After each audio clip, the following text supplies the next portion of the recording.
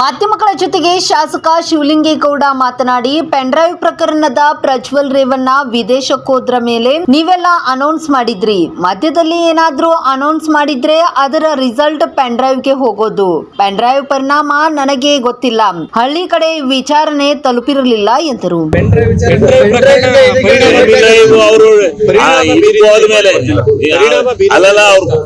ಹೆಂಗೆ ಪರಿಣಾಮ ಬೀರುತ್ತೆ? ಅವ್ರು ಫಾರಿನ್ ಹೋದ್ಮೇಲೆ ನೀವೆಲ್ಲ ಅನೌನ್ಸ್ ಮಾಡಿದ್ರಿ. ಫಾರಿನ್ ಮತ್ತಲ್ಲಿ ನೀವೆಲ್ಲ ಅನೌನ್ಸ್ ಮಾಡಿಬಿಟ್ಟು ರಿಸಲ್ಟ್ ಪೆನ್ ಡ್ರೈವ್ ಹೋಗದಪ್ಪ.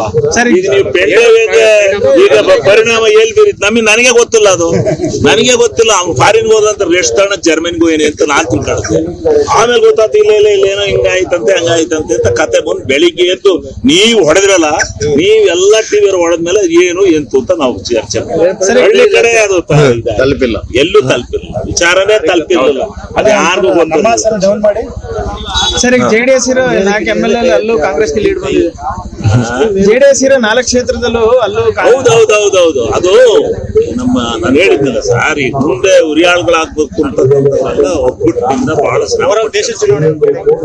ಶ್ರಮದ ಫಲ. ಆಮೇಲೆ ನಮ್ಮ ಸಿದ್ದರಾಮಯ್ಯನವರು ಎಲ್ಲಾ ಕಾನ್ಸ್ಟಿಟ್ಯೂನ್ಸಿಗೂ ಬಂದ್ರು, DK ಅವ್ರು ಬಂದ್ರು, ಎಲ್ಲ ಒಗ್ಗಟ್ಟಾಗಿ ಕೆಲಸ ಮಾಡಿದ್ರು, ಕ್ಯಾಂಪೇನ್ ಮಾಡಿದ್ರು. DK ಸುರೇಶ್ ಬೆಂಗಳೂರು ಗ್ರಾಮಾಂತರ. DK ಸುರೇಶ್ ಅವರ ಕ್ಷೇತ್ರನೇ ಅದು ಒಂಥರ ವಿಚಿತ್ರವಾದ ಕ್ಷೇತ್ರ. ಬೆಂಗಳೂರು ಟೌನ್ ನಗರ ಮುಕ್ಕಾಲು ಭಾಗ ಸೇರುತ್ತೆ, ಕಾಲು ಭಾಗ ಗ್ರಾಮೀಣ ಸೇರುತ್ತೆ. ಅದರಲ್ಲಿ ಆಗ್ಬೇಕಾದಂತ ವ್ಯತ್ಯಾಸ ಆಗಿದೆ. ಏನ್ ಮಾಡಿ ಎಕ್ಸಿಟ್ ಪೋಲ್ ಸ್ವಲ್ಪ ಹಿಂದೆ ಮುಂದೆ ಆಗಿದೆಯಲ್ಲ ಸರ್. ಎಕ್ಸಿಟ್ ಪೋಲ್ ಸ್ವಲ್ಪ ಬಗ್ಗೆ ನಾವು ಈಗ ನಿಮ್ ಮಾಧ್ಯಮದವ್ರನ್ನ ಏನು ಅನ್ನಂಗಿಲ್ಲ.